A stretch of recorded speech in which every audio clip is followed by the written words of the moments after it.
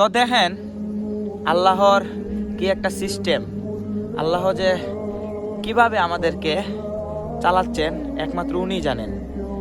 উনার সৃষ্টি দেখে আমরা প্রতিনিয়ত তো মুগ্ধ হই। আলহামদুলিল্লাহ, দেখেন কত সুন্দর একটা সিস্টেম। এই গাছ কেটে ওইদিকে গাছটা কেটে দেখেন সুন্দর করে একটা রাউন্ড দিয়ে এই গাছের কোষগুলো ওইদিকে এসে দেখেন, আপনাদেরকে একটু দেখাই স্পষ্ট করে, ওইদিকে এসে এটার মাধ্যমে ওই জায়গায় পড়তেছে। আর এটা থেকেই আমরা যে রাবারগুলো ইউজ করি, এই রাবারগুলো তৈরি হয়।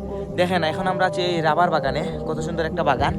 আর মোটামুটি এখন দেখেন আস্তে আস্তে পড়তেছে, একটু দেখাই আপনাদের কাছ থেকে। দেখেন এক ফুটো করে পড়তেছে, এক সময় এই বোতলটা একবারে ভর্তি হয়ে যাবে। দেখেন এখনও মোটামুটি অর্ধেকের বেশি হয়ে গেছে। তো এটাই বলতে চেয়েছিলাম যে আল্লাহর কুদরত কত সুন্দর, যেটা আপনারা ঘরে বসে উপলব্ধি করতে পারবেন না। অবশ্যই দুনিয়াটাকে আপনারা উপভোগ করতে হলে বাহিরে ঘুরতে আসতে হবে। তো ভালো থাকবেন সবাই।